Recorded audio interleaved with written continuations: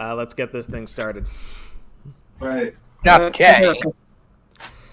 Hello, everyone. Welcome back to Mouse Madness. I'm your host, Nicholas Heaney, a.k.a. Irish Husky, and apparently this podcast has a TV Tropes page.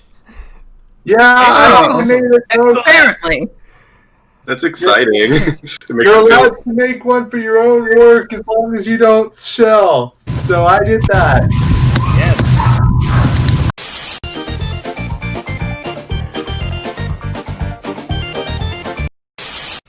Hello, and welcome back to Mouse Madness. I'm your host, Nicholas Heaney, a.k.a. Irish Husky. I am joined here today by some very special guests, mostly familiar faces. All familiar faces, I should say. But anyway, let's get into roll call. Start from the top. Oh. I'm Anime Geek Draws. Or just Anime Geek. I'm Anime Geek Draws on DeviantArt, I think. Yeah, DeviantArt. And I think Instagram. I'm a fan artist who draws for a group of friends that they call themselves the Schmucks. They do look-ats and commentaries. I do fan art for them. Love it. Just, and I do it for fun. I just do fan art and whatnot, and that's about it. And I apologize that I wasn't in the last few podcasts. Don't worry about it. Glad to have you here this week. All right, next. Hello. Nope. Oh, jeez.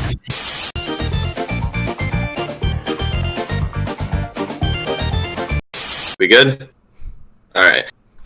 My name is Raccoon Bro, as always, and I am... Oh, wait, no, my name is Carrick, and I go by Raccoon Bro. I got messed up.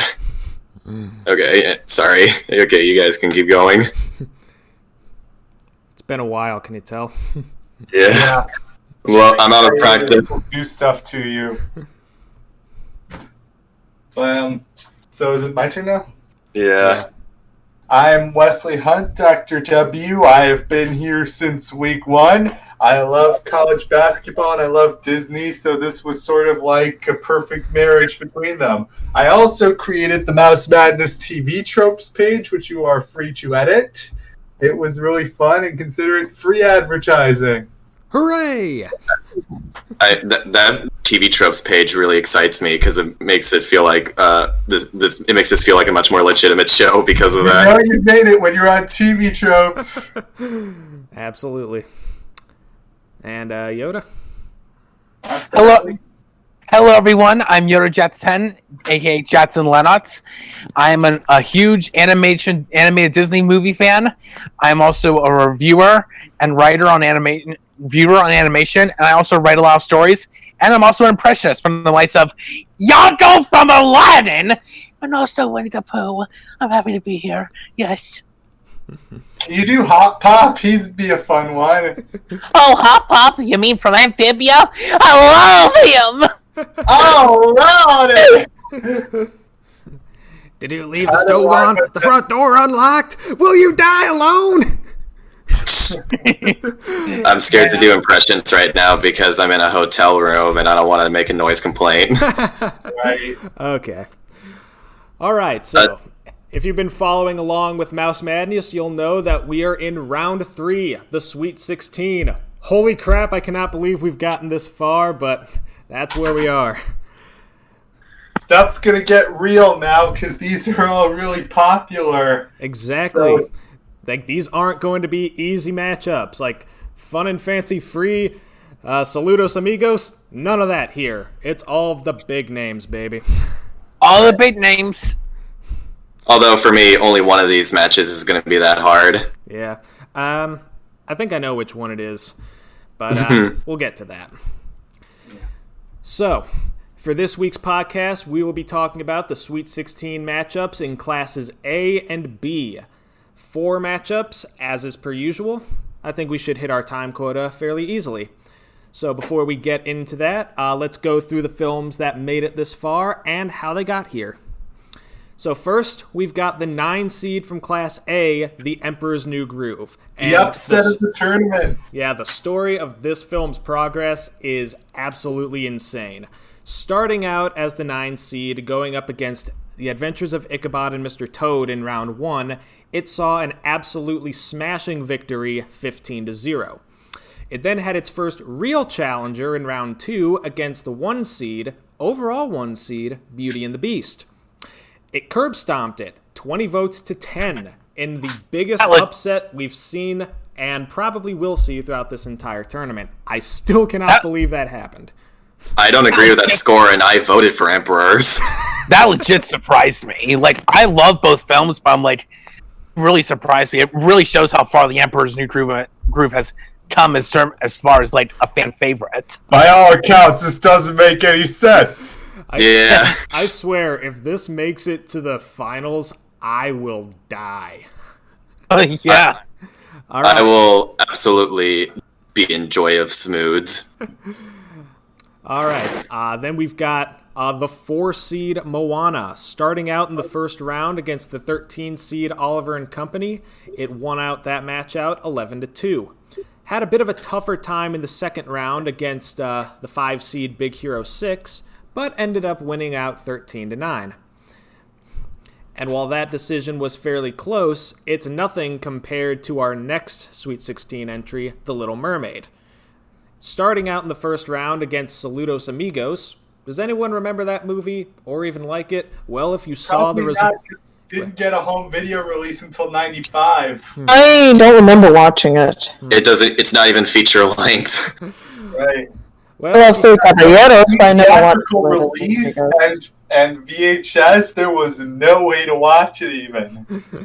well, I guess that really speaks to the way people voted because Little Mermaid unanimously won that in a 12-0 decision. Wow. In round 2, it went up against the 6 seed Wreck-It Ralph, ending in a tie for which I had to consult my friend who works for Disney to break. She ended up choosing The Little Mermaid, a decision that I am quite happy about, but I know a lot of others are upset about. So you decided to go with the sudden death overtime strategy. Oh.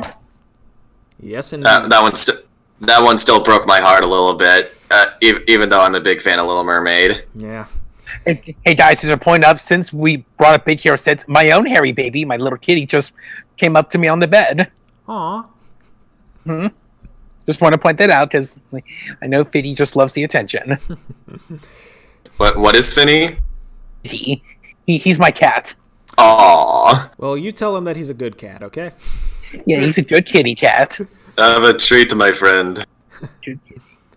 All right, and the final Class A Sweet 16 film is the 7 seed Mulan. Went up against the Rescuers Down Under in the first round, beating it out 12-2. Kind of a bittersweet victory for Mulan because I quite liked Rescuers Down Under, but doesn't hold a candle to the greatness that is Mulan 98.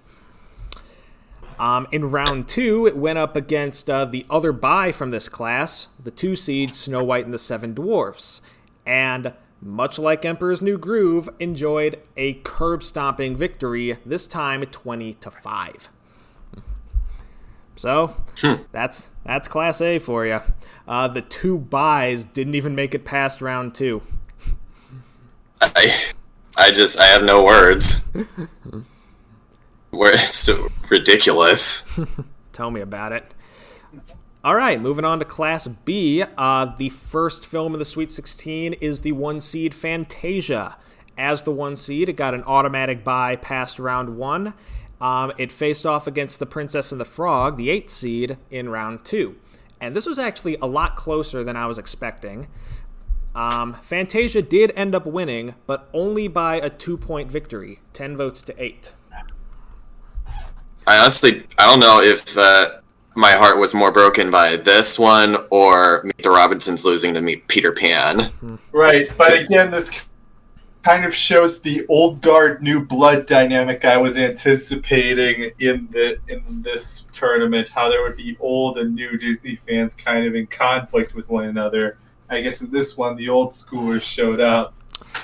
What you mean, the boomers? Not Kinda. necessarily boomers. I mean, I know people in their 20s who love the old school more than the modern stuff. Yeah, I Dude. just ran a poll on Acclaim Music. And Honestly, me too. It And a lot of the people who might be picked more the of an older artistic movies thing. were around my age. Do boomers watch this podcast? Probably not. Probably not. Doubtful. Yeah. All right. Probably think it's like Gen Z humor. Anyway, the next film in Class B to make it was 101 Dalmatians, the 4 seed. Started out with a decisive victory in round 1 against the 13 seed Pocahontas. And in round 2, it had a much less decisive victory against the first big upset of this tournament, Treasure Planet, the 12 seed. I honestly thought Treasure Planet was going to beat it out by a very slim margin, but that ended up not being the case, as 101 Dalmatians beat it out 9-6. Yeah, honestly, I didn't know that people liked 101 Dalmatians that much, and I've even gone on record like as a defender of that film. I mean, I know Treasure Planet is getting some more defenders these days, myself included, but I guess it's not quite Emperor's New Groove levels of cult status. The Treasure Planet is definitely a film that really got better as I got older. Yeah, and also the steampunk fandom kind of latched onto it. Yeah. Well, see, it doesn't have that same absurdist SpongeBob humor that's become so popular lately. Meme humor. Yeah. Right, moving on. The 3 seed Cinderella is the next film to make it to Sweet 16. It beat out the 14 seed Dinosaur in the first round with an 11-0 victory, and then faced off against Frozen in the round 2, beating it out 10 votes to 5. If you recall, this was the podcast where we changed Carrick's mind. Yes. Yeah, this is the one with my infamous character arc. That's like our crown jewel achievement. Character arc. I wasn't gonna go there because I knew it was too easy, but I'm glad you did. In the long run. Someone had He's to. the Pungeon Master, so Every time somebody says character, I think someone's about to say my name. All right, and finally, the 2 seed Dumbo. As a 2 seed, it got an automatic bye from the first round. It went up against the 10 seed Fox and the Hound and had a very tough time keeping its lead to the point where it only won by a single vote, 8-7. But it made it this far, which means that the Sweet 16 in Class B consists entirely of the first 4 seeds. and you changed your mind on that one, so you ended up being the swing vote, Nick. So I did. Wait, what? How did you change your mind on that one again? He was for I was originally for Fox and the Hound, and over the course of the discussion, I changed my mind to Dumbo. Because I think I vote. all I could really talk about from Fox and the Hound was that one scene, but nothing else really stood out. Yeah. I think I voted for Fox and the Hound. I can't, because for Dumbo, the pink elephant scene just makes me. It just gives me PTSD. Oh, I can imagine. All right, so those are our films for this week. And we're going to do something kind of similar but slightly different with these remaining podcasts. Now, obviously, we've already talked about these movies in previous podcasts, so we have a good idea of how we feel about them. So rather than just saying which film in each matchup we prefer, I'm also going to allow you guys to speculate which one you think is going to win. Ooh. Okay, that's a good one. I like this. This will keep things interesting. Good setup. Way to change it up, Nick. You know how to keep this going. Clap, clap, clap. I think it'll spark some more dynamic debates in here. And that's always fun, right? Possibly. Cool. So, which film are we going to do? Class A and B today? Yes. Yeah, 8 films per week. All right. I'll have to think. Until we only have 4 films left. Yeah, I'm going to have to workshop this a little bit once we get to the final 4. But that is for future me to worry about. Right. All right, so with that said, let's get started with the first matchup, Emperor's New Groove versus Moana. And once again, we will start from the top with Anime Geek. Take it You away. still there? You still? Shoot, I forgot what to say. Emperor's New Groove and Moana. First new group by far.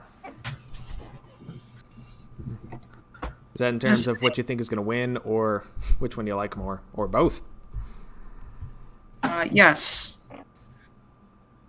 I've watched Moana several times. The first time I watched it was when it was in theaters 4 years ago, and then we got it on DVD in 2017. I used to like it. I like the movie, but at the same time, there are a lot of things they could have done better. I was tired of that rooster. And yes, before anybody says it's a chicken. Hey is a rooster. By the way, roosters have colorful feathers, not chickens. It's a rooster, though. He has a snoot. Yep. And I think a comb. A more up comb. Roosters have more colorful feathers. By the way, they could have had a better partner than the rooster. Use the adorable pig. He was in the teaser. You mean Pua?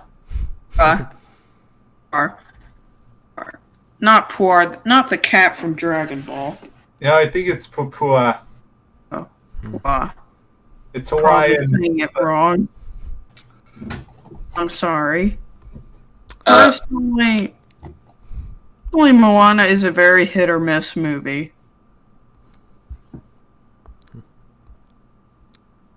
With Emperor's New Groove, it's very memorable, and as always, I love that movie, and I still know some of the lines from that movie. Memes. Right. Oh, yeah. It's all coming together. I have a really funny meme that my brother just showed me today that I'll link in the chat. Cool. Okay. It's a little old and possibly dated, but still got a laugh out of me. So overall, Emperor's New Groove over Moana.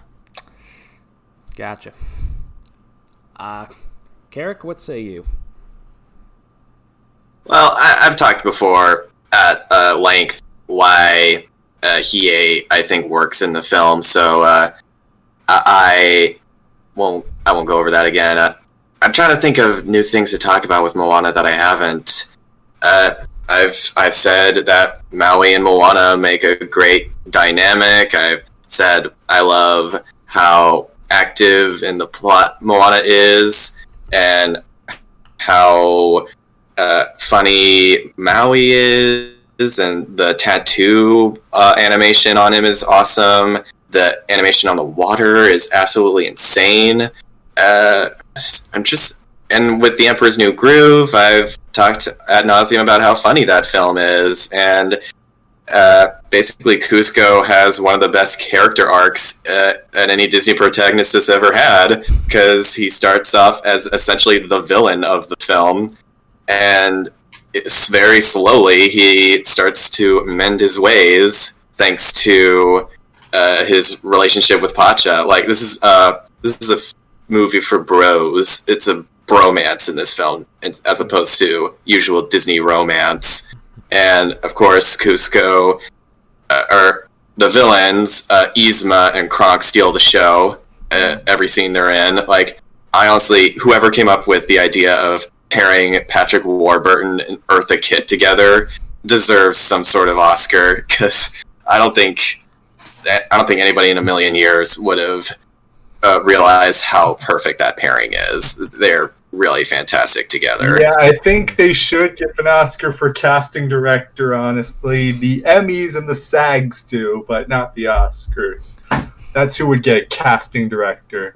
Because it's like, as fantastic as the voice actors do in this role, we have to remember there was somebody who sat down and realized that these people would be perfect for these characters, and we can't forget that. Exactly. I think make or break a film. I think my favorite scene in the movie is probably the bridge scene, because they're about to get right to the castle, and when Pacha falls through the bridge, Cusco doesn't immediately try to rescue him, because that wouldn't make much sense. He's still too much of a jerk at this point, and I found that to be very realistic. And then as they were going up it, they had each other's backs. It's very good visual storytelling. And then Cusco, at a last-minute act of instinct, saves Pacha, and that's when we, the audience, begin to realize that there is still hope for him, and that's really cool. Yeah, that's kind of what turning into the llama did. It helped realize his character arc, and he learned to be more human by being a llama. Yeah, it's kind of like with BoJack Horseman, how the joke is that these characters are very human, yet they're all animals. Right. And so, yeah, I think my vote will probably go to The Emperor's New Groove once again, since it's, like I said, this film is my cup of tea. As for which will move on, without question, Emperor's is probably going to win. I mean, I love Moana as much as the next guy, but I mean, if people thought that Emperor's was better than Beauty and the Beast, then I don't see how Moana stands a chance in that regard. Right. I feel you there. Yeah, this is like the Cinderella of the tournament, and Cinderella's still in the tournament. I know, because it's like, if Emperor's is better than Beauty and the Beast, then what is it not better than? That's what I want to know. Exactly. It's only gets easier from here. But is it my turn now? Yes, go ahead. Yeah, I'm voting Emperor's New Groove. Like a lot of people are saying, Moana is kind of a mixed bag, and honestly, not all that memorable to me, except for Tamatoa, maybe, and the tattoo. Lin-Manuel, I'm a big fan of you, man. I love In the Heights and Hamilton, but you kind of phoned it in here. The only song that kind of resonated with me was You're Welcome, which I hummed to myself while vacuuming once. But Emperor's New Groove just has hit after hit. There's a reason it's dominated meme culture. And Cusco's technically an emperor, but I think we can add him to our growing Disney King canon, because he is the leader of his country. He is the best Disney princess. Yeah. Right, that whole meme. But he's technically an emperor, so yeah. And I'll probably even do the catalog of Disney Kings sometime. But it's just so funny, so beat for beat, just so many rapid fire jokes and most of them hit, and it's again got that underrated character arc of Cusco learning to be nicer and more friendly just through the arc of being a llama and seeing how his people actually live. So that's the underrated aspect of it, that there's a human element under all the comedy. And as for what will advance, I've actually studied public choice economics in college and learned to predict through the range of the votes through polling. So I'm pretty certain that people will go for Emperor's New Groove because its reputation is rising and Moana's kind of sort of falling away. I mean, Moana didn't even win Best Animated Feature for its year, so it's kind of getting a bit of a shot. I mean, to be fair, its competition that year was the best Disney movie. Don't at me. So yeah, it was Disney versus Disney. Its competition that year was also Sing. And Kubo. I thought that Disney vote splitting might give it to Kubo, but yeah, I'm thinking Emperor's New Groove as my pick and what I think realistically would win. Man, it's a good thing you're not a big fat guy. Otherwise, this would be really hard. Yeah. Man, that movie. All right, Yoda. Okay, my vote goes to The Emperor's New Groove. It's definitely a film that gets better and funnier as I get older. Like, the animation is absolutely, like, it really gets the fast pace and the zaniness down, like, really captures the whole Looney Tune-esque feeling of it, as it goes for a variety of jokes, and I really love it. Voice cast of David Spade, John Goodman, and with Eartha Kitt and Patrick Warburton. All the actors in the movie do a fantastic job. And voice of the old man in the movie was actually the voice of Piglet, John Fiedler. Oh, yeah. Yeah. Beware of the groove! Yeah. Huh, I didn't know he was still around in the year 2000. That's pretty cool. Oh, dear. Uh-huh. Yeah. And so I really love the Emperor's New Groove. I love all the stuff it does. A lot of people are saying like they always look at Kingdom of the Sun, but like I don't care. Like Emperor's New Groove is still a funny film to me. So yeah, my vote is that one. Moana, as I said before, like I like it fine. As I said many times throughout this podcast, I'm a big fan of John Musch and Ron Clements. They're my favorite directors at Disney. Visual-wise, I thought they did an absolutely stunning job on Moana.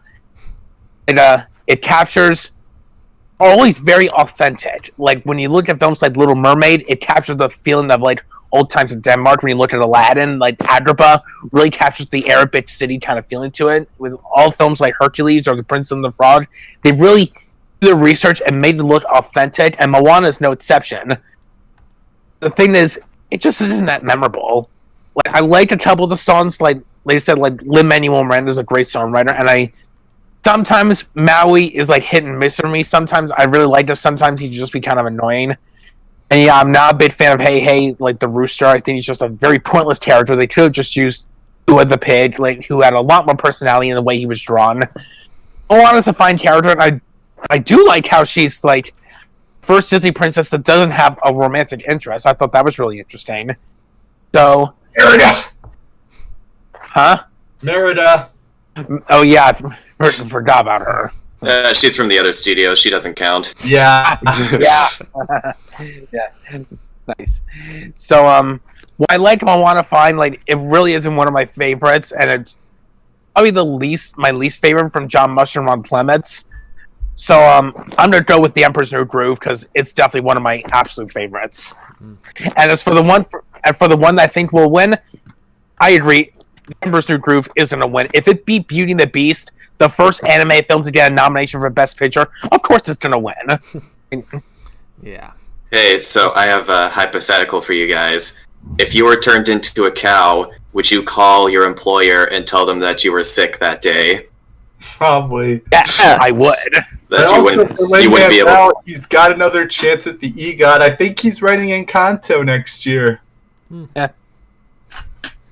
He was doing something else with Disney, but yeah, he'll probably win for whatever else he's doing next year. All right. I guess it's my turn. Yep. Now, I haven't seen Moana since the first time I saw it for this tournament.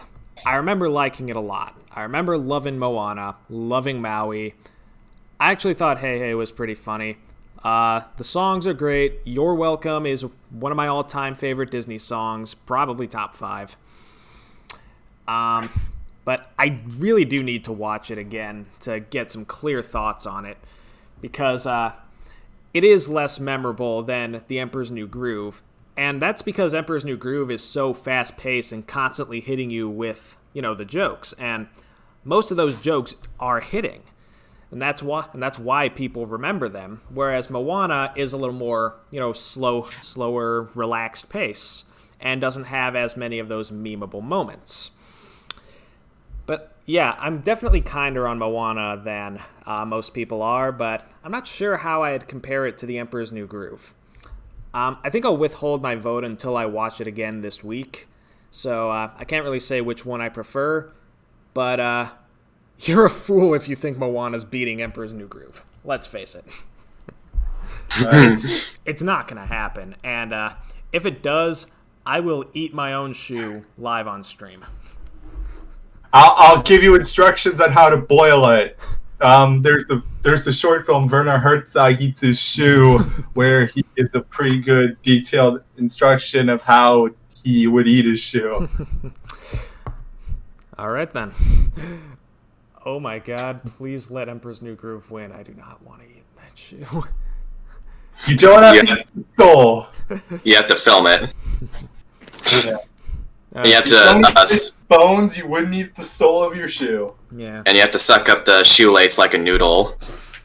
All right. Ugh. So we're all Aglet included. Yeah. So we're all in agreement. We think Emperor's New Groove is gonna win, even if Yep. Probably. even if I might be the only one who votes against it. Again, we'll see what happens after I rewatch it. All right, moving on to the next matchup. Oh, sweet Jesus, why?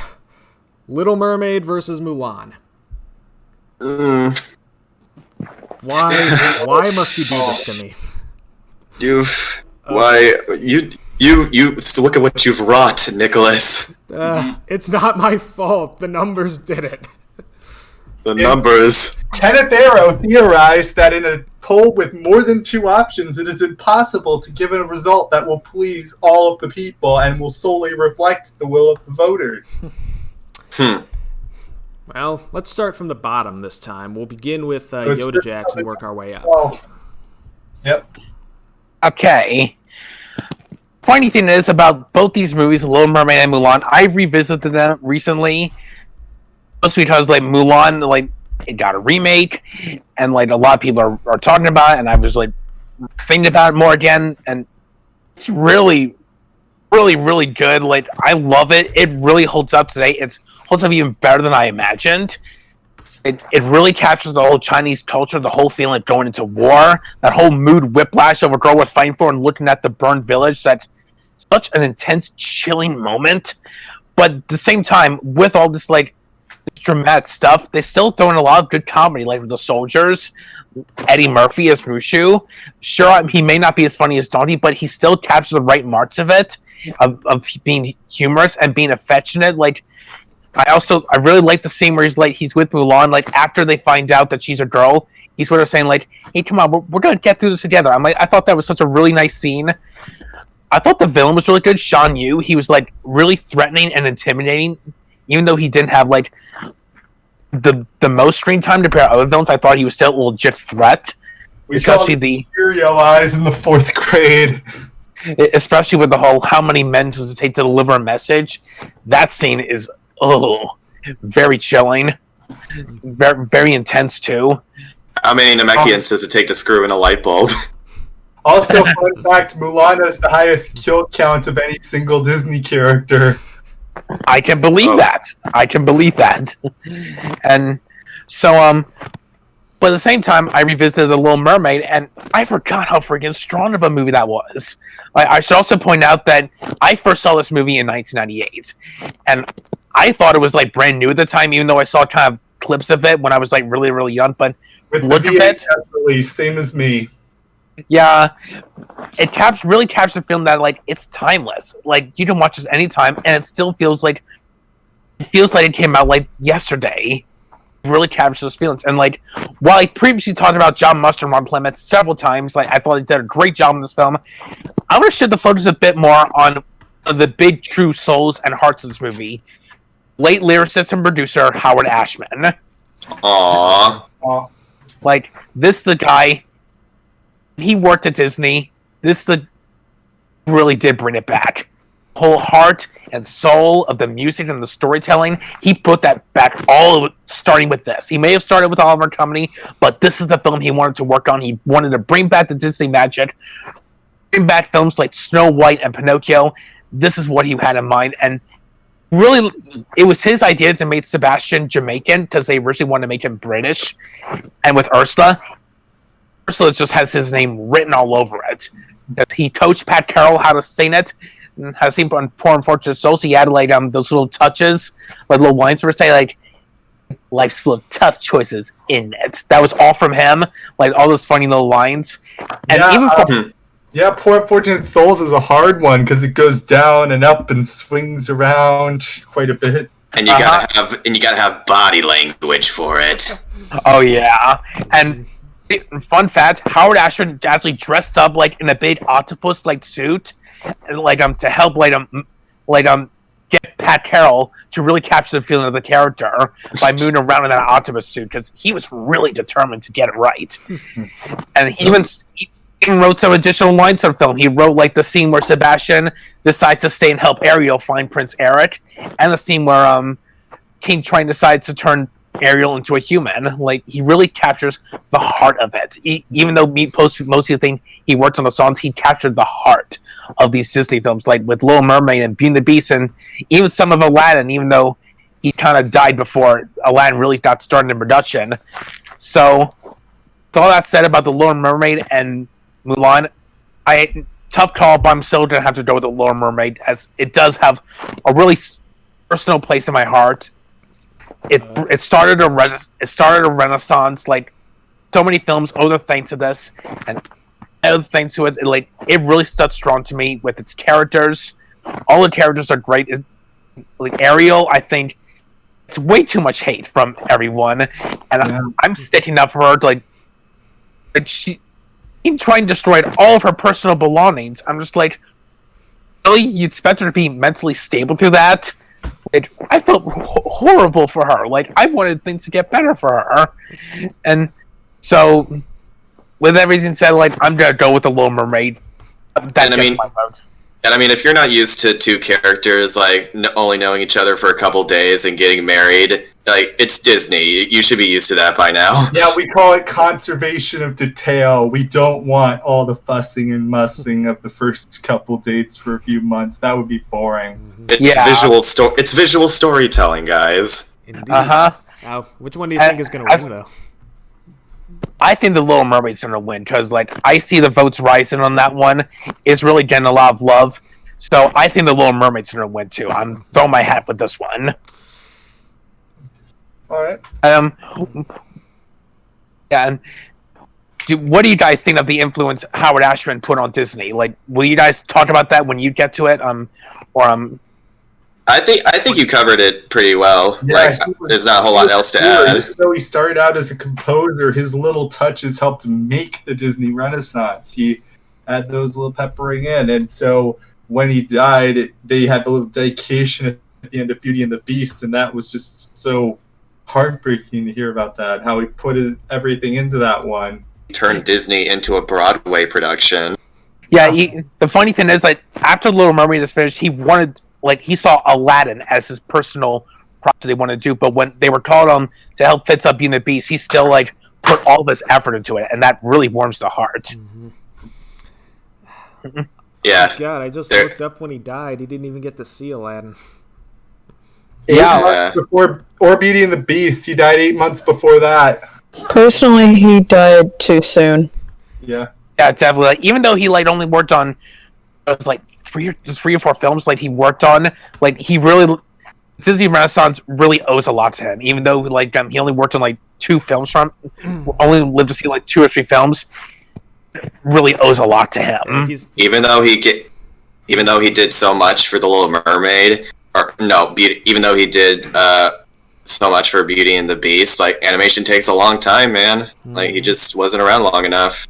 Yeah. Yeah. Like, he's kind of like James Dean in that regard, incredibly influential despite such a short career. Uh-huh. Or Kurt Cobain. Yeah. I think Howard Ashman died around the same time as, like, Freddie Mercury, too, and of the same disease, too. Oh, wow. Jeez. Was he gay? Yeah. Uh-huh. Yep, he died of AIDS. Jeez. Okay. And Well, rest in power, Howard Ashman. Your influence will never be forgotten. Never forget you, Mr. Ashman. The legacy is secured. Yes. Mm-hmm. All right, Wesley? my turn. Well, this is another kind of tough call. I remember liking both movies about the same. Yeah, again, I unapologetically watched Disney, including their princess stuff when I was really young. Yeah, my favorites were Pinocchio and Bambi, the boy stuff, but still, I had Little Mermaid, I had Mulan, I had Cinderella and Snow White. I still enjoyed those, so I really got into it. And Mulan, again, she's a pretty cool character. I do like Little Mermaid's character arcs. A lot of people talk about the Ariel one, but Triton really has a big one too. It's kind of a story about letting your kid go, told from the perspective of the kid, and has that sort of emotional pull to it. And Ariel herself learns to have the sort of balance and live the double life. But all that said, Mulan's a movie I liked as a kid, but I love even more from an adult perspective because it gets pretty real at times. It doesn't sugarcoat the legend too much, and it's able to have convincing story arc also about what Mulan would do to pull herself up. And this is kind of big endorsement against the remake, by the way, because the whole point is that Mulan is not special. She's a nobody. She just subs in for her father. It's just sort of a right place, right time situation. I mean, She's not like the whole point about "I'll make a man out of you" is that she has to work just as hard as anyone else, if not even harder. Exactly. She's not the Avatar. She's not a chosen one. She's just a person. But Wesley, then we won't be able to get really cool wire stunt action scenes. No, you can still do that. The whole climax of the fireworks. You can still try that. You can't make her into a Goku. You can't make her a Goku. Yeah. Apparently, with Shafrilis's review, they quote lines of the music out of context, but don't actually sing them. But I'm like, no, you gotta commit to one or the other. Like, could you imagine if a whole new world, like Aladdin just starts saying, "Hey, I can show you the world, shining, shimmering, splendid. So tell me, princess, now when did you last let your heart decide?" That's awkward. Like that is awkward. Jackson, I'm gonna be real with you. That would be less awkward than what they did for the actual film. Oh god! Because of how weird his singing voice is. Okay. I think it was that weird. I thought it was good. Yeah. He sounds too Canadian. I don't think it's that. Canadians. I know I probably offended some Canadians saying that, and I'm very sorry. I think For being American. You think you offended those Canadian moose from Brother Bear? Hey, we paid offense to that, eh? as I was saying, They're nice. I They think a won't. vote of confidence for Mulan, and I also think it's going to win. It's probably the best endorsement against its own remake. And as the remakes cycle tends to go, the original film sees a boosted popularity. So, yeah, there we go. Especially with all the baggage surrounding this one, which I won't get into. Yeah, I'm going with Mulan for this one. Oh, Yeah. Lordy.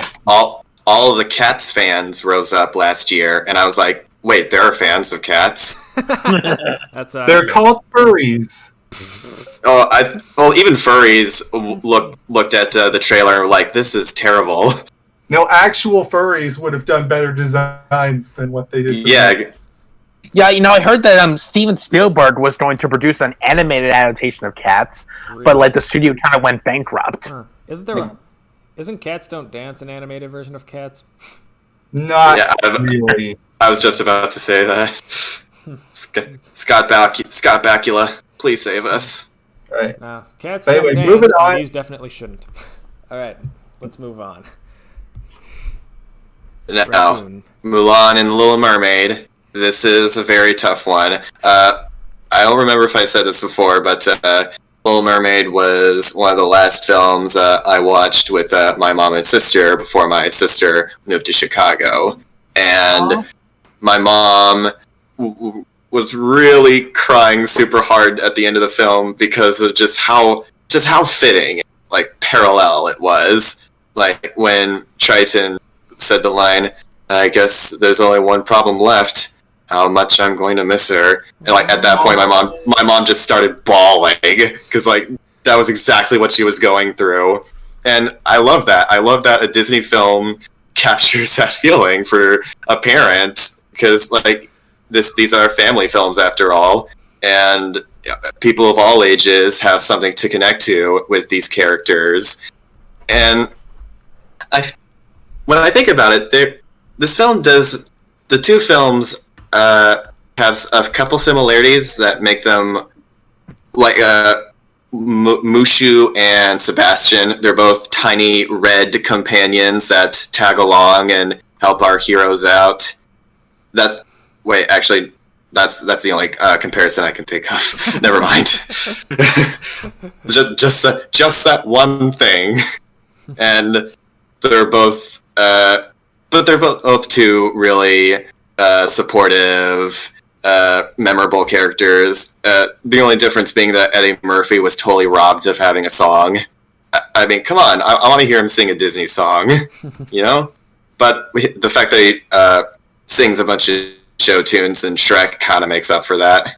So I won't complain too much. He kind of sang like one verse from "I'll Make a Man Out of You," if you want to count that. He had one line, like, "This man's got him scared to death." That was it. You can see right through me. Oh, speaking of singing, I think this film earns the award for most jarring transition from a speaking voice to a singing voice with the grandmother. Oh yeah, because she's voiced by June Foray, who is like everyone knows is the female counterpart to Mel Blanc. Chuck Jones even said that June Foray. Mel Blanc was the male June Foray. Exactly, that's true. And so like she plays the grandmother in this movie, and she's got a very old voice, but when she starts singing, she sounds like 70 years younger. Yeah, I remember seeing that again. Just like, what? That's not Rocky. That's not Rocky. It's right up there with whenever Jack Skellington starts singing in Nightmare Before Christmas. What? I thought Danny Elfman did a good job, like covering. No. I thought he was fantastic, but but when I started hearing him sing, I was like, that's not the same person. What is happening? Okay, now I want a movie with a character voiced by Gilbert Gottfried, but with the singing voice of John Legend. Yeah. Well, some would argue that Gilbert Gottfried can sing his own songs, but I would argue, no, don't ever subject me to that ever again. Please. Don't think he's that bad. Hey, spent so much time seeing if you could, you never bothered to ask if you should. Yeah. Return of Jafar. I thought it worked for the character. Yeah, it's fine for the character, but it's like I don't need to hear it again. It's like one and done. I should start watching some of these Disney sequels, but only like the Cinderella 3s and the Aladdin 2s. Yeah, with the 2s and the 3s and Little Mermaid has better music, like overall. Mulan, I think, has better animation overall, because that's when digital coloring started to become a thing, like in the 90s. So the color started becoming much brighter and popped more, so I feel that helped it out. I think Mulan has a really good has a better character arc, but Ariel has a more fun personality. It's a toss-up between Mushu and Sebastian. Mulan gets a leg up when it comes to there being more funny side characters with the army. So that's why this is such a back and forth film for me. And since me and my family had been marathoning Disney films, we also took note of the fact that this was one of the first Disney films Little Mermaid, that is, to try and give the prince a bit more personality, because up until that point they had just kind of been there for eye candy purposes. But Prince Eric has a little bit more to do in this film, and that's something I can appreciate from a storytelling perspective. But I think I have to go with Mulan. I'm gonna go with Mulan. Okay. It just barely edges out. Like when debating back and forth, and I think part of me is still a little salty still that Little Mermaid took out my boy Ralph. Salty, like sea salt. Get it? Salt. Salt. Yeah. Sea salt. Sea salt. Oh shoot! Come on. Don't. All right. So, Okay. yeah, my vote will go to Mulan, and I think Mulan will win for the same reason Wes did. Like, that recency effect has a very strong pull. Indeed. All right, Anime Geek, your turn. You still here? Uh, There you go. He's still here. She. I mean, she. Oh, sorry. Come on, bro.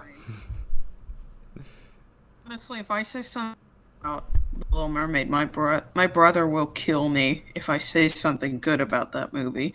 Because my brother hates that movie. Personally, Well, you're. Why does he hate that movie? it's an annoying movie to him.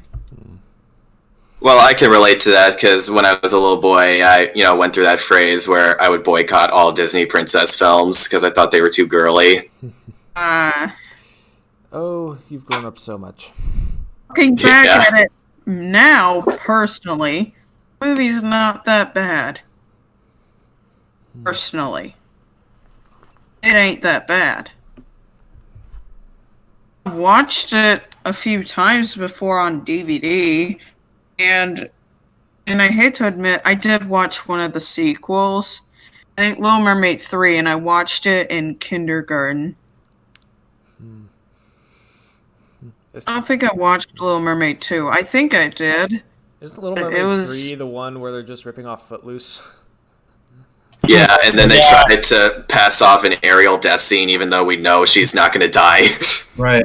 Little Mermaid Is the 2, main though, character that's gonna a die in this rip-off of prequel? itself. Who knows? Not the majority of that movie. Is Obi-Wan going to die in Revenge of the Sith? Oh, God. Personally, the movie's not that bad. It's not amazing. It's just not bad. Jodie Benson as Ariel is always iconic. Because I also know her as Barbie from the Toy Story movies. Oh, yeah. It's pretty cool. Is that basically her claim to fame? Was she in anything else? She was in Joseph King of Dreams, and I watched that yesterday, and I hated it. Oh wait, she was also in Camp Lazlo. I really love Camp Lazlo. I've been rewatching several episodes of that. I gotta rewatch it. Now, with Mulan, I personally like it more than Little Mermaid. And no, I'm not talking about the disappointing live action Mulan. Personally, I felt like that movie was a disappointment. Yeah, we don't need to talk about that one. I don't know, it looks like a war film. Those really weird war movies. I really wanted the Mulan live action film to be good because I thought it was going to do something different. I mean, kind of did. Sort of. Oh well. The wire scene, but it's not that kind of different. It still follows the beat for beat. It's like replacing the chocolate sauce on my sundae with Vegemite. Cool. Thanks for that. Thanks, I hate it. I'm just going to throw this away now. Anyway, the original Mulan is an amazing movie. Scenes that I really liked, and also that transition when they're singing "Girl We're Fighting For," and then as they try to finish their song, it just cuts to this destroyed village. Good God, that hurts. And then in the live action remake, they literally say, these soldiers are no longer boys.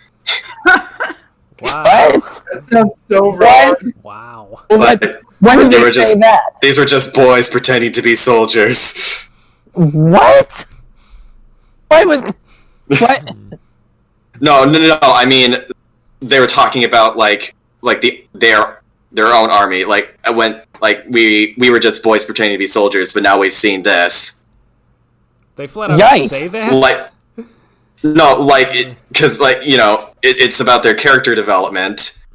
but instead of just like letting the audience glean that from visuals, they just say it out loud that we are no longer boys pretending to be soldiers. Oh man. Bad use. Subtlety goes out the window. Oh. Show don't tell. Show Like, don't nuance is tell. dead. God. Oh well. Now I want to see the movie even less. It was already at a negative number. Absolute 0. How can I go lower than that?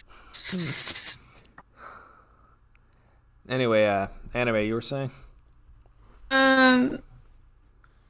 I forgot what I said. Oh yeah, something about that transition scene that hits everybody. Yeah. The movie's amazing. It's just that I don't know. People kind of don't like the movie. Sort of inaccurate to an extent. I don't know. I probably get called out for liking the original more than the live action remake. Believe me, no one's gonna call you out for this. Oh, thank God.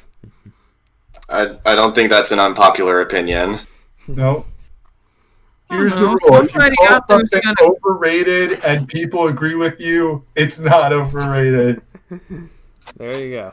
Well, because people are saying that the live action remake was trying to be more faithful to Chinese culture, but this film is being like panned and despised in China. Like Chinese audiences hate this movie. Yeah. Oh, that's gotta hurt. I just want to go AVGN on Disney. Like, what were they thinking? They It doesn't help that they filmed this place in the location of a concentration camp and then thanked that location in the credits. Oh, And- God, and Disney, also- no. And also the lead actress and I think the director also supported the police for the Hong Kong protest. I think it was the actress of Mulan who did it. I think it was Mulan's actress who did that. Yeah, not good PR. Yeah, Robbie Ron's like, what are you doing? This movie was dead on arrival, and they're proving us right. It's a remake that just had bad news all over it. Like, I'm gonna say it: dishonor you, dishonor your cow. It's what else? Dishonor on your actress, dishonor on your director. Yep. At least Ming Na. Just watch the movie. It's the best endorsement against its own remake. Yep. At least Ming Na Wen made a cameo. Yeah, Ming Na Wen, the original Mulan, who's actually from Macau. Anyway, yes, the original Mulan was amazing. We did not talk about Mulan 2. No. It sucked. No. We'll save that for when we do the sequel podcasts. Right. Again, I would rather watch Mulan 2. Then again, that movie sucked as well. So which one do you think is going to win in the polls? Mulan, by far. Think so?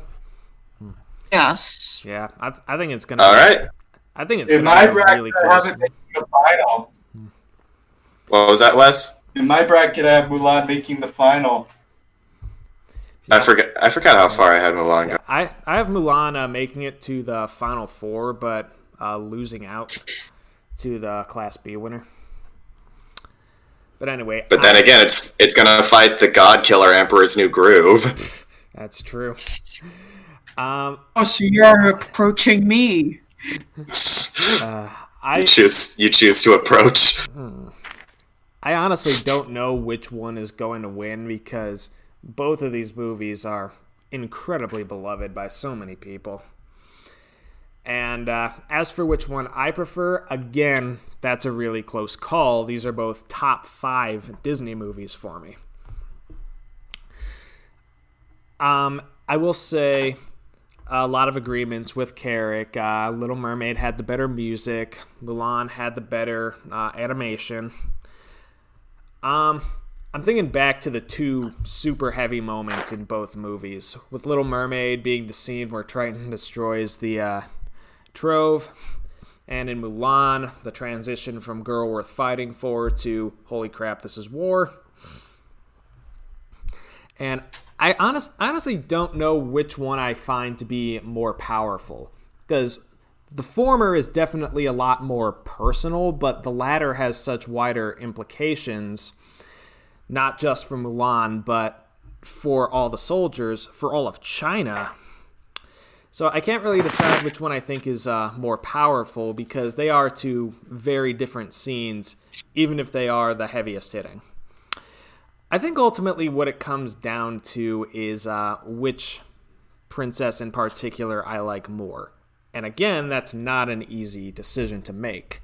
But I think I'd have to go with Mulan, just because she is a lot more outwardly dynamic. We see her grow in the I'll Make a Man Out of You segment. It even comes back as a reprise when the other soldiers are dressing up as women to get past the guards. That's a nice little touch. Hilarious. Yeah, it's a nice little role reversal there, because she's been dressing up as a guy this whole time. Right. Yeah. And I love the irony that it's I'll make a man out of you, but they're dressing like women. But again, it's not really about becoming a man. It's, in the traditional sense, it's about becoming both not just a stronger fighter, but a smarter fighter, which is what the last part of the original song was all about, with Mulan, using her mind instead of her muscles to get the arrow from the top of the post. This movie is feminism done correctly. Absolutely. Yes, The great thing about it, in my opinion, the best way to do feminism, have it be a recurring theme, but don't explicitly draw so much attention to it, and put them on level playing ground, where they have to achieve the same things in a lot of the same ways as the men around them. They're not given an advantage. They might be given a disadvantage just kind of inherently, but don't be... I want to say be subtle about it, but Mulan's not subtle about it. It's very obvious what this is about. Don't be annoying and patronizing about it. There we go. Contentious. Like, don't say that guys are worse than girls, like, by default. I've seen a lot of stuff that does that, and it hurts. Yeah, there's a lot of shows and movies that do that. Because it defeats the whole purpose. Yeah, there's a lot of shows for little kids that are explicitly on the nose about that. The boy's making fun of the girl, she can't do this. And then by the end, she outperforms them in every way. For little kids, it's not the worst thing ever, but if you're someone like Disney, you definitely do have to take a more egalitarian approach to it, and Mulan does that perfectly. Some of the worst I've seen was from DC Superhero Girls, the remake of it that came out last year.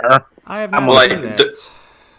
There's the Teen Titans Go episode that explicitly parodies that trope, and at the ending of the film, at the end of the episode, they outright say, Robin's like, "Well, guys, let's just face it, girls are better than guys at every single aspect. We're just gonna have to live with that." They just outwardly say it in a very ironic way.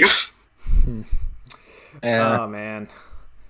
But I'm not really sure how many kids are gonna get that. I gotta say, for this matchup, Mulan does get my vote, slightly over The Little Mermaid, and it has pretty much everything to do with the strength of the princesses. Ariel's awesome, she cool, she amazing. I still think Mulan would beat her in a fight, though. So totally, because Ariel can't go on land. But what if you gave Ariel King's Triton's trident? Ooh, there's something. And Hey Mulan guys, just turn into a dragon. Okay. Yeah. Hey You're guys, Maleficent? What were you saying? Jack? can I just say two things about The Little Mermaid before we go forward? I forgot to say these. Go ahead. I apologize. A little fun fact about The Little Mermaid. Ariel was actually going to have a dolphin sidekick named Breaker, and he was actually going to be voiced by Robin Williams. Huh. And but when the character had to be dropped, they actually put in traits that they were going to bring for Breaker, like the Robin Williams stuff, and actually put it into Ariel. Huh. How about does that mean that Ariel, if Robin Williams was in this film, Ariel would have been a more boring character? Kind of, actually. Like, they wanted to give her more personality and kind of like a sense of humor. Honestly, most of Ariel's personality shines through thanks to James Baxter, the animator. Oh yeah, and Glenn Keane and Mark Henn. Yeah. We should think of a name for those guys. The new old men? The next generationers? Yeah. And another thing is, with all this talk about The Little Mermaid, what do you guys think of the scene with Chef Louis de Les Poissons? That scene, in my opinion, is comedy gold. Everything about that scene... Like, yeah, I knew a friend was getting married, and apparently that is his first dance. I'm like, okay, but why? I'm like, everything about the scene, the way it's animated, the voice acting of the chef, and some of Sebastian, it kills me every single time I see it. It's like the great Chuck Jones like quality of slapstick and humor, and it really hits on point. So I just want to bring up those two things, and yeah. Oh, I guess if I had one like tiny complaint about Mulan is that unlike Little Mermaid, Mulan doesn't really have much of a connection with the villain, so it like that climax doesn't hit at home as hard, I feel. But that's a minor nitpick. Yeah. Okay, so that was nice discussions there. I knew this was going to pad out this podcast a little. Yeah. Not as much as Cinderella and Frozen a few weeks ago, but still a lot of good stuff here. Honestly, maybe we should have saved it for the end, because we knew it was going to take the longest to get through. Yeah. What can you do? All right. Well, next up, Fantasia versus 101 Dalmatians. Anime Geek, we will start with you. What do you have to say about this? I never watched Fantasia. I never did. Sacrilege. Gasp. I watched the Sorcerer's Apprentice segment, and that was all I ever watched of Fantasia. That was it for me.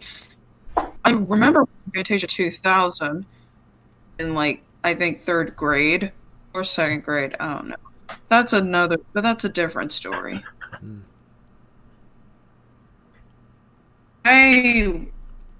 With 101 Dalmatians, I watched it a few times throughout my life, and honestly really good for 1961. Okay. I really love Cruella de Vil. The fact that Cruella de Vil was voiced by the narrator from Cinderella. Oh, wow. Betty Lou Gerson. Yeah, Betty Lou Gerson. I did not know that. I was not aware of that. For some reason, the 101 Dalmatians thing kind of confuses me. Why is that? 101 puppies. Well, 99 puppies. Pongo and Perdita are counted as one of the 101. It just confuses me. Well, not all the puppies how are is that theirs. even possible? They had 15 puppies, and the other 84 were also kidnapped. I still don't get Because in the scene where... Because the 15 puppies were kidnapped, and they were brought to a house with 84 other puppies that were kidnapped from separate homes. And so that when they all got back to the house, they decided to make a Dalmatian plantation. Did they know that was a big mistake? Actually, the newer Dalmatians, they say they were all bought and paid for. I never watched it, and I don't care for it. Oh, okay. I didn't realize they weren't kidnapped. I forgot. Pongo and Perdita's ones were the only ones who were kidnapped. The other 84, I think they were all bought and paid for. Okay. Well, that makes the unfortunate implications less bad that they were kidnapped and they're just never going to go to their previous homes ever again. Yeah. Oh god. One of the puppies said it themselves. Yeah, I forgot that line. Sorry. It's fine. Garrick? Oh, okay. So, yeah. Once again, I'll be playing devil's advocate by saying 101 Dalmatians is my favorite Disney film from the Walt Disney era, like when he was still alive. Because I love the story, the journey that all these characters go on. It's fraught with danger and so many helpful characters along the way, because it has such a such an underground railroad feeling of all these different pit stops they take, and you really feel for these puppies and what they're going through. And I love Jasper and Horace. They're a fantastic comedy duo of henchmen, and their boss is devilishly delightful, as the song implies, or I guess not implies, just outright says. Delightfully And- devilish. Delightfully devilish. Right. And I love little things like the scene where the two henchmen are just watching the TV, and it's they're just watching a game show called Name That Crime. Like, what crime did this criminal commit? Like wow, that's such a dark game show that I kind of wish was real. Yeah. And so will he be available next week? It's like, maybe, but he's on death row, so Holy shit. So this might be your last chance. Oh, I love it. It's so wonderfully dark. I think it's great. And Fantasia, it's the one of the most art house Disney film there is, because of the lack of plot and the focus on the orchestral, beautiful music. And I think that stuff is great. I really do. I'm not going to deny that. But I do prefer the more story-driven films. So I'll go with my heart on this one and stick by 101 Dalmatians. Like, I hope this film isn't angry at me for cheating on it last week time, with Treasure Planet. It was a tough story. I had to do it. Had to be done. It's like, baby, I still love you. Like, that was just a phase. I'm with you now. But like Peter trying to, get forgiveness from Lois because he was cheating on her with a cardboard cutout. Oh god. I remember that. I remember that, actually. Wow. yeah. So funny. Was all that? I guess. Yeah. Oh yeah. I guess. But I forgot to say who I think will win. I guess Fantasia probably, because I underestimated the power of this film, and I think Princess and the Frog is a better movie than 101 Dalmatians. So by that logic, I think Fantasia is probably gonna have it. Yeah. I see. Sound reason. Yeah. But anyway, what I was gonna do is I just love Fantasia, and I see kind of the problem with Nick is that we kind of blew our archives and our thoughts about it in the first two rounds. But yeah, Fantasia is able to just click on all cylinders. It's able to have a certain flow to it. It builds up to Bald Mountain, and I really just had a latent interest in classical music.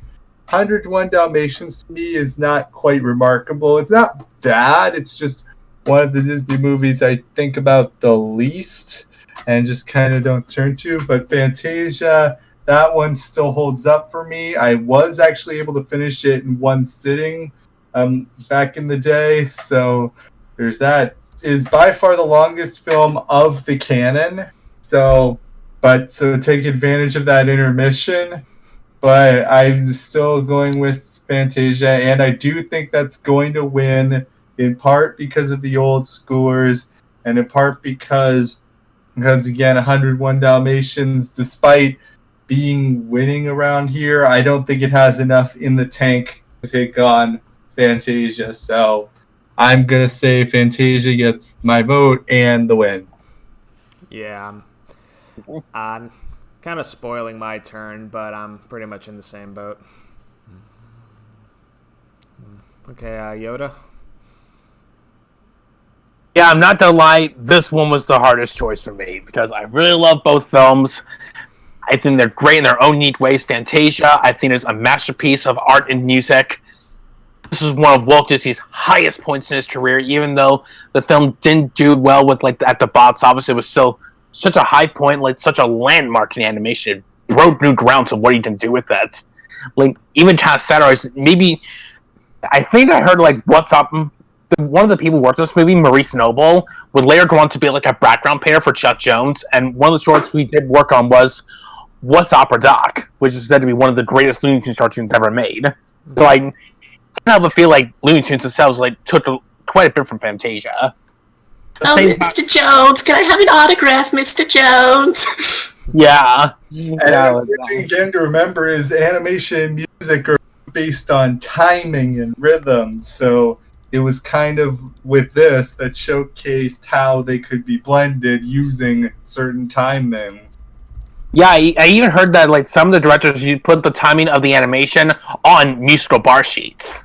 I thought that was wow. particularly Friz Freeling. I heard he did. He was the one who did a lot of that. And Friz, I think, was a musician, so yeah, makes sense. Yep. At the same time, 101 Dalmatians. That's another one of those films that the older I get, I appreciate it more and more. It has such an intense kind of feeling to it, especially when the Dalmatians find out that Cruella was indeed the one who stole their puppies. That was pretty cool. The way they go off in the alley. I think all the characters they come across on their journey. I especially love the cat. Tibbs, that Sergeant Tibbs. I especially love how we have a cat in a dog movie that isn't a bad guy. Everyone notices that? This is a cat who's hey, you want to help us with the dog? He's like, sure, no problem. He has no problem with helping these dogs get home and helping them get together. It was kind of nice. I never noticed I really like that. I think the only other movie I can think of where the cat is not the bad guy from the beginning is Aristocats. That's right. And kind of Bolt at the halfway point. Yeah. Just people don't have a high opinion of Cats, and I don't have a high opinion of Cats. The play, so that checks out. Yeah, one of my friends whose dad wanted to be a theater major, he saw Cats at its premiere, 5 minutes, walked out.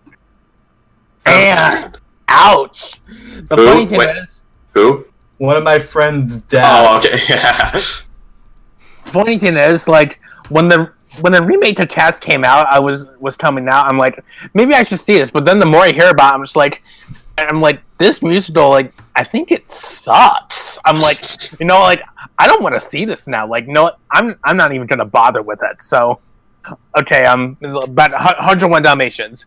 I really like the characters that they come across. I think the Nurse and Jasper, like they said, are really fun characters. Sure, they may be used in several other films, the character sites, but the characters themselves in here are very entertaining. I especially love the way they talk too. When Cruella tells them to get rid of the Dalmatians, skin them already, he says, "Oh, please, have pity, will ya? Only see the rest of the show first." I'm that's dark, but funny. Yeah. Well, yeah, it's good to give those kinds of lines to characters that are supposed to be unlikable. Yeah.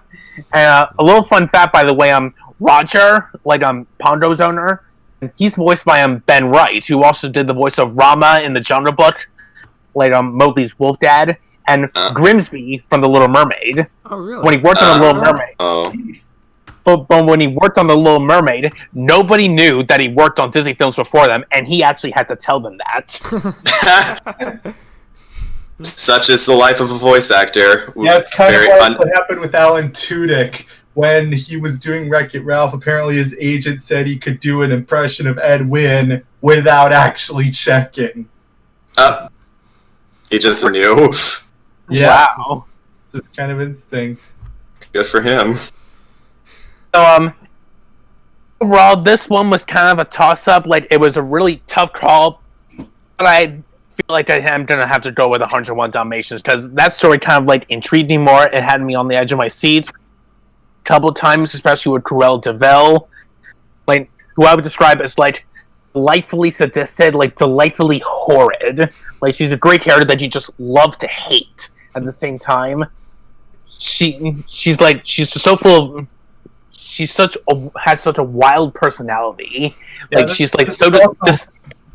I've always loved that term, love to hate. Yeah, it's one of the darker Disney movies also. I mean, think about it. It's about parents rescuing their kids from a killer who skins their victims. Yeah. 101 Ways to Skin a Dog.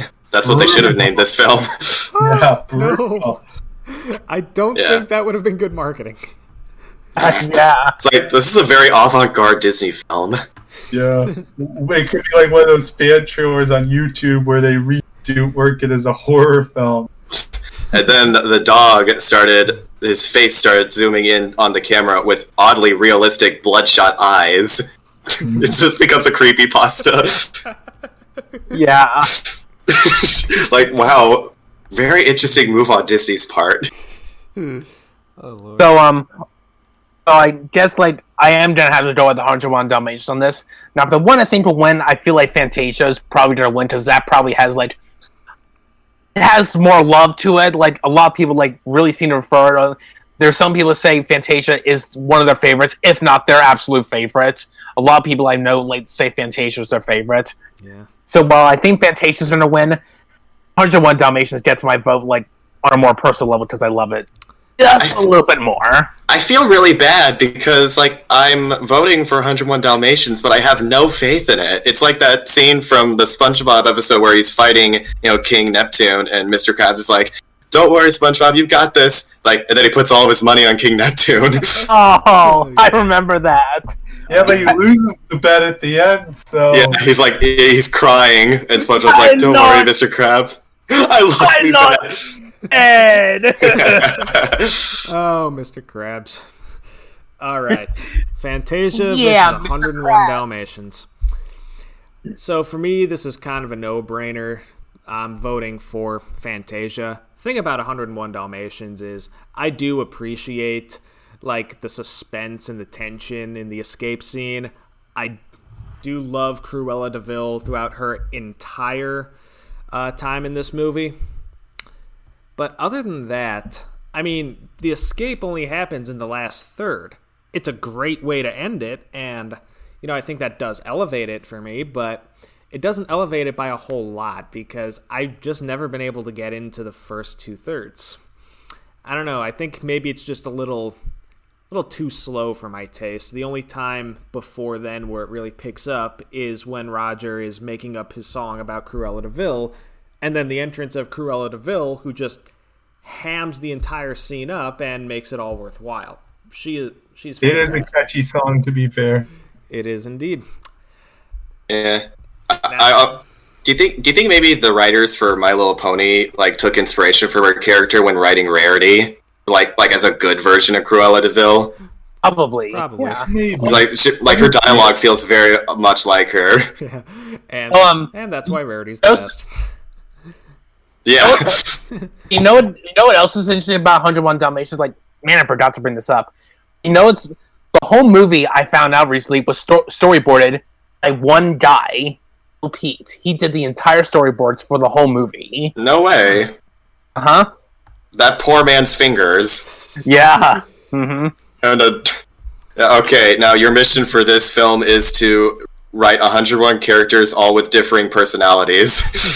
Oh, yeah. You have to draw them as such. No wonder they had to go for the Xerox animation style. Yeah. Can you imagine animating them all individually by hand? Of course they had to use a copier. Okay. And then Tarzan had the spin-off 101 Gorillas. Oh, really? No. Oh God. Could you imagine? Now I'm imagining like a redone version of that one scene from the Kyoshi Island episode of Avatar where the artist is painting Aang with the little girl, and every time he looks, there's just more coming and crowding the scene. I'm imagining him like getting these liner notes and drawing in Dalmatians. He looks up, more Dalmatians. Okay, I'll add these in. Even more, and eventually just like Just chaos. Yeah. So yeah, I like 101 Dalmatians. Don't love it. I feel like if it were a little more briskly paced or just a little more Cruella, I'd like it a lot more. And Fantasia is definitely a movie I respect more than I actually like, although I do really like it because I do love classical music and I love, when animation is explicitly set to music. There's just something that makes my brain happy about that. The music itself is great. The animation is fantastic.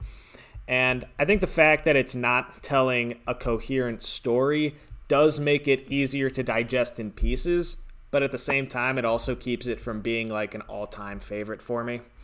So it's like ASMR, seeing the timing and the cadence together. Yep. Now, every time somebody says ASMR, I just think of it's free real estate. And whenever someone says the word cadence, I'm gonna think of Cadence from My Little Pony. Yeah. But ASMR kind of works on me, but not to the extent of YouTube. But I can totally see what you mean by seeing the visuals with the music. Yeah. That's why Tom and Jerry is so great. There you go. Yeah. And Looney Tunes. Don't forget Looney Tunes. Oh, yeah, Looney Tunes. Yeah. So bottom line, my vote goes to Fantasia, and I definitely think it's going to win, just because 101 Dalmatians, don't know that many people who absolutely love it, and Fantasia has just a horde of people who can't get enough of it. Like Yoda said, a lot call it their favorite animated film ever, if not their favorite film ever. And those people scare me. I mean, I can understand why. I just don't agree at all. I prefer my stories to have stories. But that's just me. Mostly it's the pundits and serious Disney connoisseurs who say Fantasia. There we go. And I feel like I've got quite a few of those in my audience, so I think that's really going to inflate the vote here.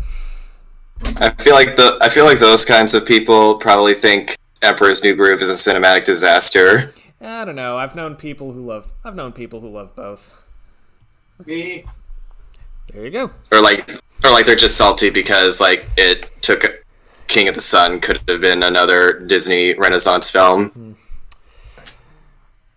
Yeah, people who don't like Emperor's New Groove. I love you, but I don't get you. You don't like humor. Like, something I like about the Emperor's New Groove is that like it was very different from other Disney films, which I really like. Like, not every Disney film has to be like Snow White. Not every film has to be like The Lion King. Like, sometimes they can just make comedies, and the Emperor's New Groove is like that. I want to see Disney make more comedies. There you go. In the early 2000s, they were kind of pressured into making that movie because it was nothing but comedy films from animated movies around that time. Mm-hmm. So Disney just wanted to kind of jump on that bandwagon, and it worked. Yeah, it did. Yeah. All right. So a little bit off topic, but that's okay. Let's move on. Let's move on to the final matchup: Cinderella versus Dumbo. Yeah, as long as it's Disney, we're on brand. Indeed. This podcast is not affiliated or endorsed by Disney, by the way. We're endorsed by Raycon and Blue Apron. Raid Shadow Legends. We're endorsed Do you by need some ExpressVPN.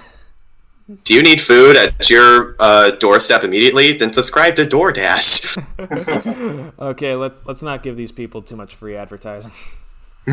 So, Garrett, since you brought up DoorDash, I saw this video from Uncle Yo where Ren and Stimpy ordered from DoorDash.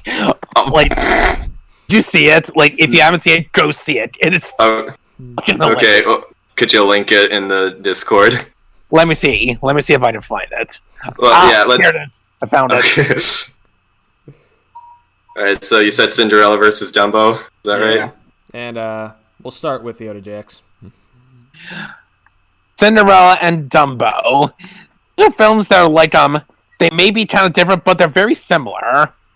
Like they're both focused on characters that let's be honest, they go through shit in their life. Dumbo and Cinderella both go through shit in their life, and this is a film about them trying to like get better from it. Like Dumbo wants to make himself, like a star, like because of his big ears. Like he's constantly ridiculed, and Cinderella just wants to get out of her abusive stepmother's home, and you really relate to both of them.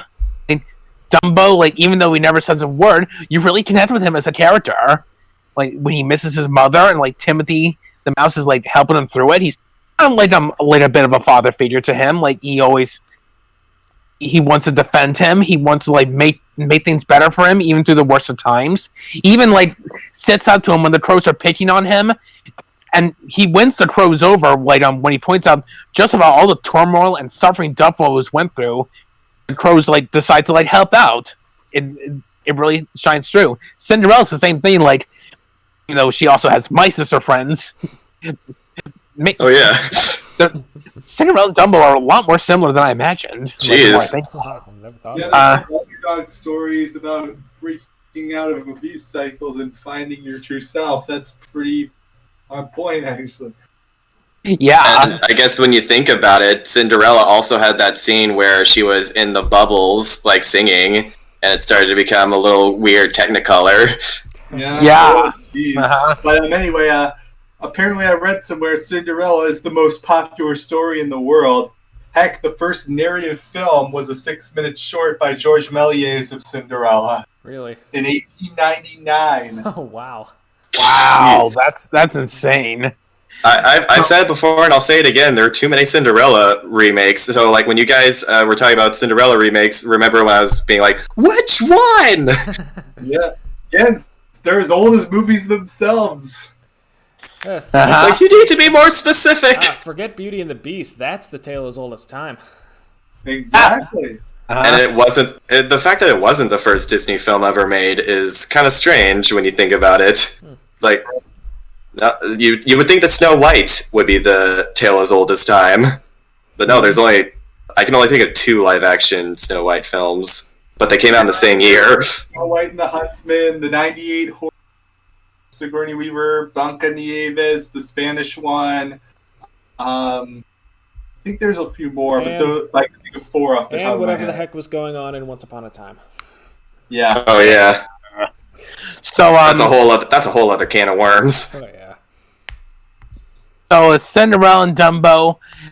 More like I really love both films, but if you had to make me choose, I have to go with Cinderella, mostly because I relate to it more. And the funny thing is, I saw both this film and Fun and Fancy Free. I was rewatching them a lot when I was in 8th grade, and 8th grade is one of the worst years of my whole life. Same. I hate looking back to it, but there's something about Cinderella, like both those films, that I really held connections to because they're both basically films about trying to get out of like a really bad, unfortunate time, like trying to like find happiness and get out of your depression, like just go forth. And by the time I was finished with 8th grade and went on to summer, I really felt that happiness. I really felt like, wow, I just got out of something really bad. That's how I feel like now.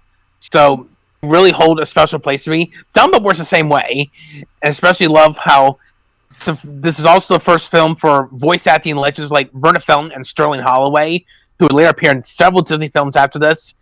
And Jiminy Cricket's Cliff Edwards is great as Jim Crow. Really love that. Songs are great, like Baby Mine, Pink Elephants on Parade. All the songs in Dumbo are fantastic. And of course, the ones in Cinderella. And since we mentioned June Foray from Mulan, June Foray, like one of her earlier roles for voice roles was Lucifer, providing the sound effects for the cat. So that was pretty neat. And sure, the prince may not get enough screen time, but I see this as more Cinderella's story, just wanting her to find happiness and just have a night to herself, and just ultimately get a happily after. I see this as kind of her story. And the king and Duke, they're fun to watch every single minute, especially when the Duke has to tell the king that Cinderella got away, which I want the Royal Knight title of Sir She Got Away. I think it's a fantastic title, and I would gladly have it, just because Like, so she got away, like, a peculiar title, but I don't mind. His words, not mine, of being a peculiar title. But yeah, of course, the ending where Cinderella reveals that she has the other slipper, satisfying his head. I truly believe that if there were that Cinderella didn't have any sequels after that, I happily will believe, I believe it if the stepmother just stood there for the rest of her life, just looking like with that shot look on her face throughout the rest of her fucking life, for 24 Cinderella's life. She just got caught in stasis. Like in Breath of the Wild.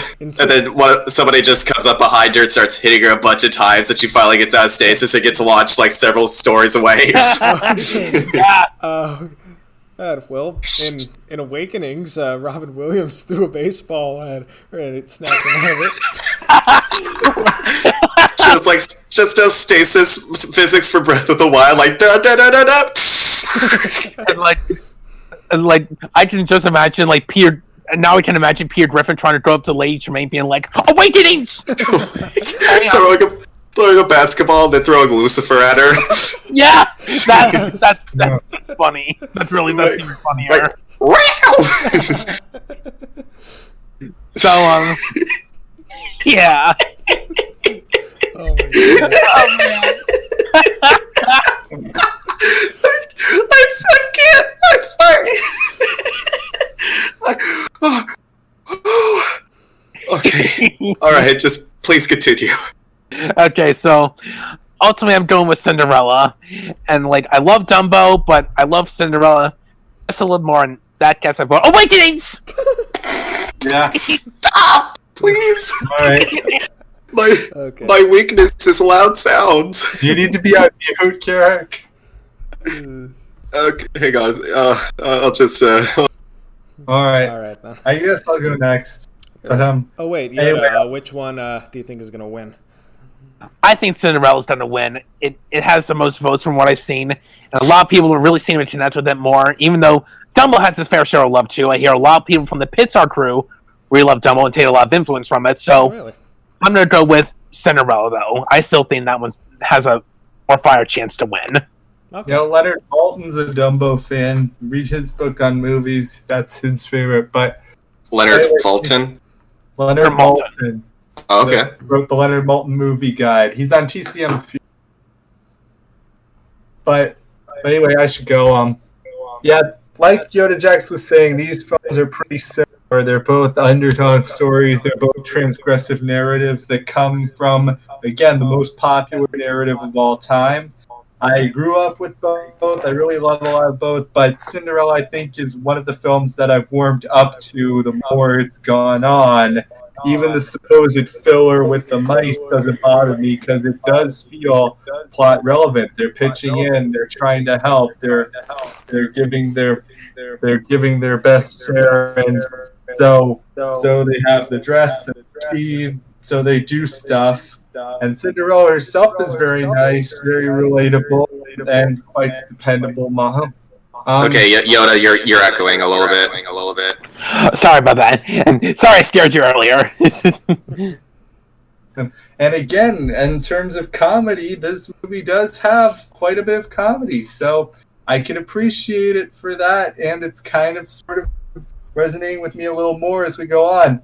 Though again, I'm surprised we've gone 3 rounds and haven't mentioned the big dress debacle. Oh my God, that scene.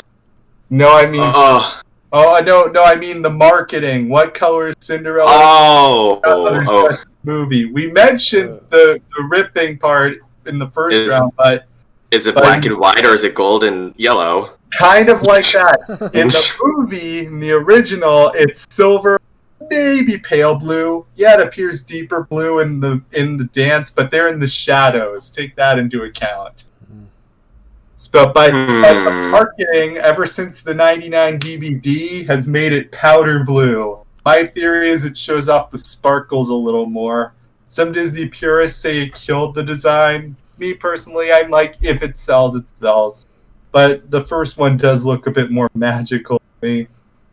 Well, I feel like the first one looks too much like a wedding dress. so I can understand why they would want to change the color. But I think Aurora looks better in blue than Cinderella, if you ask me. Even blue for more than pink. If you do the math, she only has 13 seconds. That's just me, though. Yeah, that's fine. But yeah, I'm voting for Cinderella because I keep getting warmed up to it. It's like the quintessential Disney movie. And I also think that even though Dumbo can put up a fight, and this is a pretty valid, again, apples to apples comparison, I still think Cinderella is popular enough to take home the win. Cool.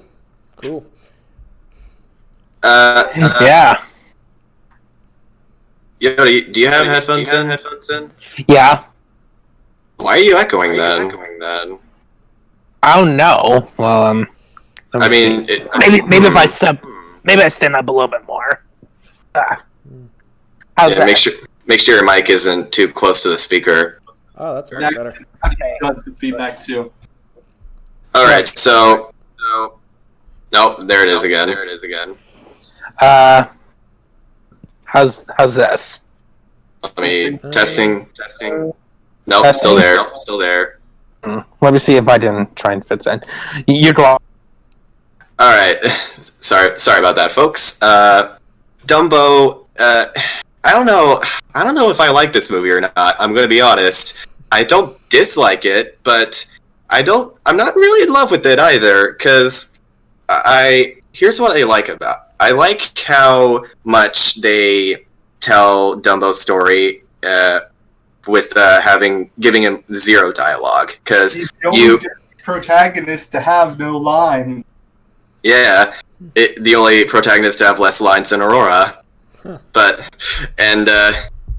like they managed to give him so much character because like you feel his pain and humiliation when he's like dressed as a clown, and how relieved and warm he feels when he's in the trunk of his mother, and how victorious he feels when he's flying for the first time. Like the animation the animation's worth 1,000 words, basically. And the technique of animism, projecting human emotions onto non-human beasts. Sir J. Eisenstein had a lot to say about how it reflected the emotions through animals.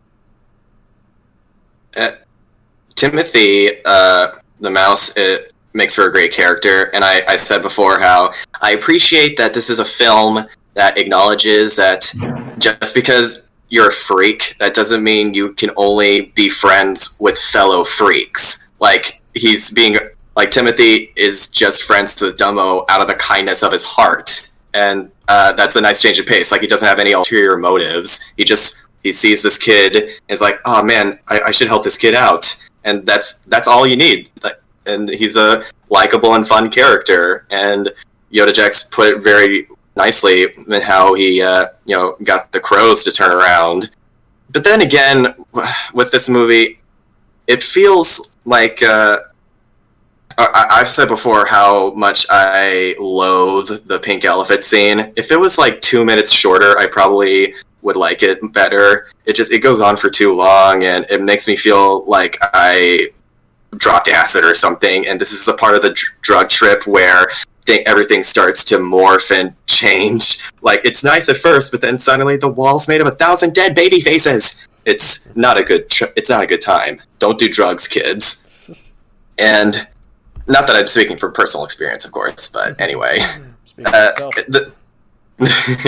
And I feel like this film kind of, the ending is super abrupt. Like, once he starts flying, all of his problems are solved, and like it immediately ends. And like, I don't know. I feel like it feels like if in Ratatouille, like once Remy like cooks his first meal, if the movie just ended there, like that, because like there's more story to tell. But no, he made his first meal. That's all you need to know. So, and this film has the same problem as Rudolph the Red-Nosed Reindeer for me, where it's like it's okay to have a. Yeah, it's okay to have a deformity as long as other people can make use of it. So, I'm not a big fan of that implication. So, and because of that, I'm gonna go with Cinderella. Like Dumbo, I could see why it's a classic and it is timeless, but Cinderella, it's funny, it's got a lovable character, the mice are fantastic, the king and the duke are a wonderful comedy duo, and the fact that they're voiced by the same person, it makes that even cooler. The Lady Tremaine is one of the most despisable villains in Disney history, and I love that. And the music is fantastic. Cinderella has a beautiful singing voice, and the mice have their own thing. Like they were the chipmunks before it was cool. Right. And it doesn't feel intrusive like the Tom and Jerry movies, because again, they're actually helping out with the plot. Yeah, Tom and Jerry, they're just like, oh. Technically, Chip and Dale were kind of the chipmunks before they were cool. Oh, well, I mean, did they sing? Did they sing though?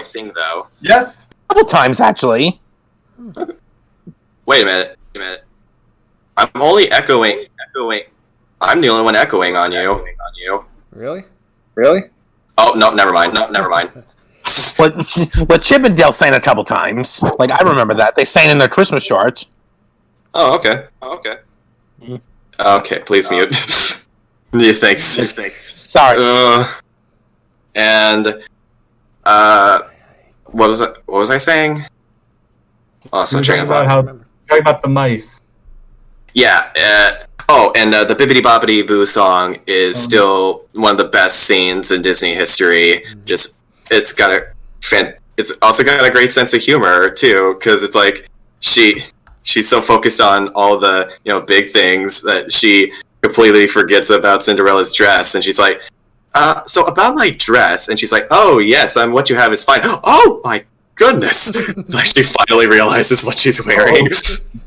Like it's a great scene. Yeah, I love it. And so my vote goes to Cinderella, and I know for a fact that I'm not going to have another character arc, so please don't put me through that again.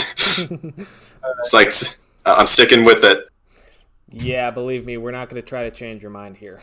I think we might be in agreement here. Yeah, I still can't believe that Dumbo was one of the 6 films to get a bye. I mean, I understand it has its fans and has a lot of appeal, but seriously, this gets a bye and Cinderella doesn't? And Aladdin doesn't? I mean, Aladdin was even closer, though. Anyway, I feel like I've said everything I need to say about Cinderella in the 2 relevant podcasts beforehand. And again, all the good things about Little Mermaid are also good things about Cinderella. I keep saying how similar these movies are, and I will keep saying that at every opportunity.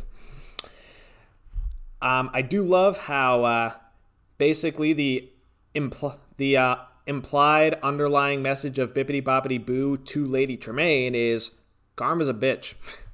In fact, actually, that's basically her entire arc. Karma's a bitch. Yeah, I have that headcanon also. She tries how Fairy Godmother set it up at the end, so the slippers would be the only things not to go away.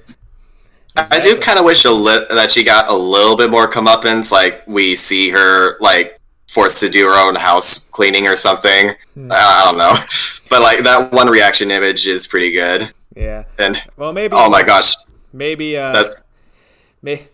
Maybe we see more of that in Cinderella 4, filing royal taxes. Yeah. Well, Cinderella 3, A Twist in Time, I feel like that it does a pretty good job. Really, because like I don't know. Do you guys care if I spoil that movie? No, I've seen go it. Ahead.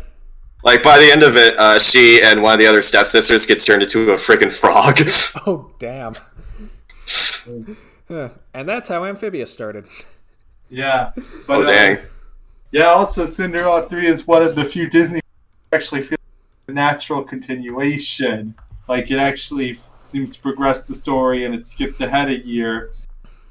I seriously need to see this movie. Yeah, it's off the wall bonkers. All I know from that movie is the scene where the prince jumps out the window. Yeah, it makes sense in context. I mean, Yeah, but like this how it went. He said, "I forbid you from going down these stairs." Okay, and jumps out the window. classic. Well, just like the fact that he just jumps out like a freaking Gmod model, stiff as a board.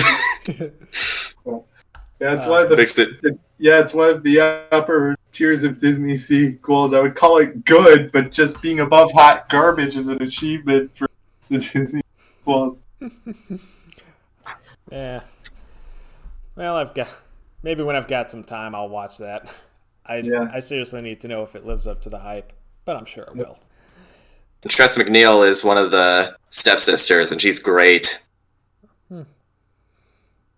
I don't know who that is. Sorry. She's Dot Warner from Animaniacs. Oh, okay. And she's also like half the female characters on The Simpsons. I'm surprised and a little disappointed that Tress didn't become a household name like Dan Castellaneta or the other Simpsons. She also was the old lady that taught Katara how to bloodbend, so she's got range. Dang. Her name is Hama. Well, now I have to see this. And she was also in Amphibia in that one episode where like wants to like prove to Marcy that she's not like that she can be just as smart as she is. She's that old newt that Ant comes across. Oh. The one at That the old end. newt that like yeah. Dude, Cinderella's voiced by freaking Samus Aran in the sequel. Jennifer Hale, yep. And in Ralph Breaks the Internet. Dang. All right, so yeah, Cinderella easily gets my vote. One of my all-time favorites. Dumbo's, it's all right. Pink elephant scene didn't do it as much, but I think I'm speaking as experience from someone who has been drunk before. It's not that trippy. No, in fact, I heard a lot of people who are more likely to say snakes or rats than pink elephants. Maybe it was because of the fact that Dumbo was a kid and Timothy was a really tiny mouse, and they basically drank their body weight in alcohol. That's probably it. And it was also probably moonshine, the strong stuff. That'll do it. Disney promoting alcoholism since 1941. Well, I don't know if they're really promoting it in that scene. They make alcoholism pretty terrifying. You got a point there. But yeah, my vote goes to Cinderella, which I also think is going to win. It just has more of that universal appeal. And yeah, that covers it. This was a lot of fun. It's great to be back after the 3-week hiatus. Always fun talking to you guys. Get better from here. Yeah, it was. I have missed this. Yeah. But I haven't missed the echoing. Yeah. Big zig, spin. Oh, that's trippy.